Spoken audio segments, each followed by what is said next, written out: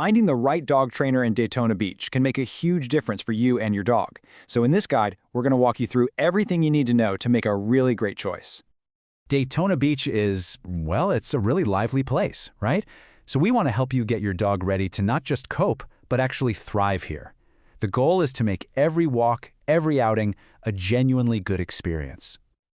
Okay, here's our plan. We'll look at training for life here in Daytona, choosing your path, finding a qualified pro, understanding costs, what to ask in a consultation, and finally, the local rules and spots. All right, first things first. What exactly makes training in Daytona Beach a little different? I mean, you've got the crowded boardwalks, busy outdoor patios, and, of course, massive events like Bike Week. All of that unique energy means your dog needs some pretty specific skills. A good local trainer gets that it's about more than just sit and stay. Your dog needs to learn how to be comfortable in a busy tourist town. That can mean staying calm with all the noise on Ocean Avenue or, mastering the art of ignoring a dropped piece of food on the boardwalk. A tough one for sure. Okay, so now that we know what to train for, let's get into how to train. We'll look at the core training philosophy you should look for and the different ways you can schedule it all. All right, this is key. The method you really want to see is positive reinforcement. It's the standard for modern humane training for a reason. And what's so great about it is that it works, and it also builds a stronger, more trusting relationship with your dog. It makes learning fun, not a chore. So how does this training actually happen? Well, you've got a few main choices. Group classes are awesome for socialization. Private sessions are perfect if you need to work on specific things right in your own home. And then there's board and train, which is a much more intensive, immersive option. Here's something you absolutely need to know. Florida doesn't have a state license for dog trainers. That means the responsibility is on you, the owner, to check their qualifications. Knowing which certifications matter is how you find a real expert. So when you're checking out a trainer's website or bio, these are the letters you want to see after their name. Things like KPA-CTP or CPDTK. They're not just random acronyms. They signal a serious commitment to professional standards and that the trainer is staying up to date on the science of animal behavior. Naturally, we have to talk about cost. Budget is always a practical part of the decision, so let's look at what you can generally expect to pay for training here in Daytona and Volusia County.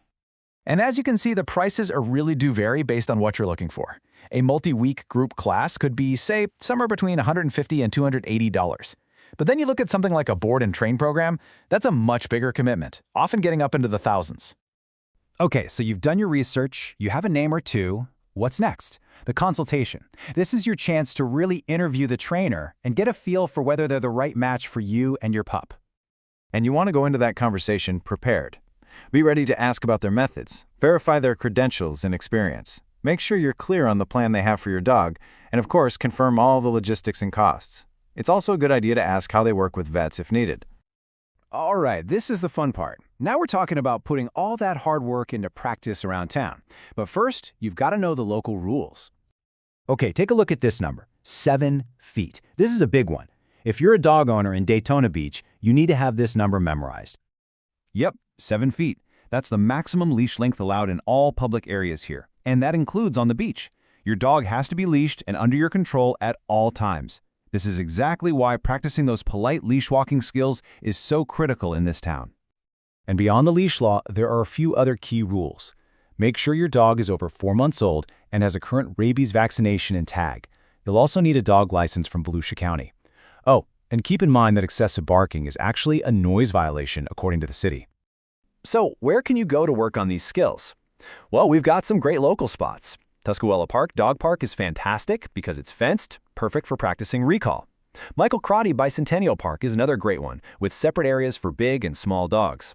For some calmer leash walking, try the Riverwalk Trail, and once you're feeling confident, you can head to the beach for some advanced distraction training.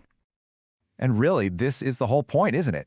A confident, well-trained dog makes every single outing in Daytona Beach safer and honestly just more fun for you, your dog, and everyone around you. We really hope this guide helps you in your search for the right trainer. Having a well-trained dog just makes life easier and more pleasant, whether you're navigating a busy sidewalk, enjoying one of the local parks, or just having friends over. It's a better experience for you, for your neighbors, and especially for your dog.